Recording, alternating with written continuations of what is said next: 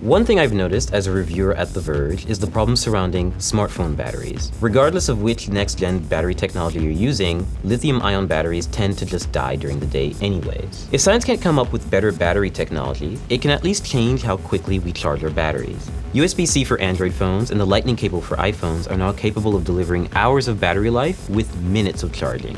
It makes life easier if you're running to meetings and don't want to carry around battery packs. But just how fast can we charge our phones? Not just presently, but how fast can fast charging get in the future?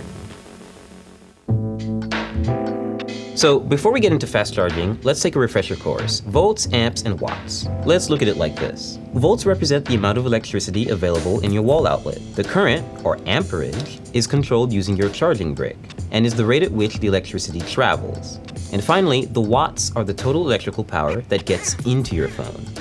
This means that watts are the products of volts and amps. Volts times amps equals watts. In order to charge our battery, we can increase the volts and charge it faster. If we increase the amperage, we could also charge the battery faster.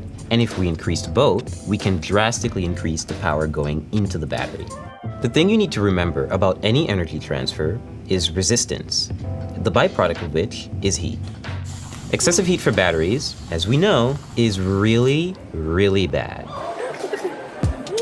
Historically, most USB chargers range from 5 to 12 watts, but they weren't able to charge fast and stay cool. Today, USB-C has come a long way. It supports up to 100 watts, charging times set by the manufacturers, and supports a wide variety of devices. To make sure that the battery doesn't overheat, OEMs like Qualcomm and Apple install devices called charge controllers.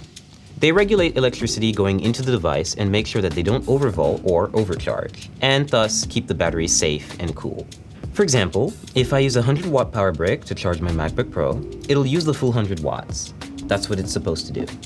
But then, if I plug that same charger into my phone, the charge controller will transfer the most power it can use before it damages the battery, around 29 watts or so. All fast charging standards, like OnePlus's Dash Charge, Apple's Fast Charge, or Qualcomm's Quick Charge, basically do the same thing. They charge your battery safely, quickly, and they make sure that it doesn't overheat while it's doing so. Okay, so what's fast charging performance like nowadays? Well, the fastest way to charge your phone is with the cables out of the box. Android phones like Galaxies, Pixels, OnePlus devices, or LG phones should come with fast charger setups. But with Apple, you'll need to buy a USB power delivery brick and USB-C to Lightning cable. That will allow you to charge an iPhone X from 0 to 50% in 30 minutes. That's pretty good, but what sort of performance improvement are we going to see in the next couple years? Unfortunately, not much. There is one concept that could allow us to charge our phones in a matter of seconds, and it's called a supercapacitor. Electrons make an electrical field, which allows them to travel much faster. The problem is, though, again, overheating. But that's all theoretical. Back to reality. Qualcomm is working on the next fast charging tech called Quick Charge 4 Plus. It's actually available on a couple phones right now, but not many. Quick Charge 4 Plus aims to not only regulate heat better from the conductors, but also charge the phone even faster. In fact, Qualcomm designed a reference smartphone, which can charge from 0 to 50% in just 15 minutes, which is pretty fast. Your next flagship smartphone is probably going to be using Quick Charge 4 Plus and get closer to those numbers. And while those numbers aren't instant, well, at least your phone won't blow up. Thanks for watching. And remember not to use off-brand or cheap cables for fast charging because they can really mess up your phone and your battery. And if you want to hear more about batteries, head on over to Verge Science.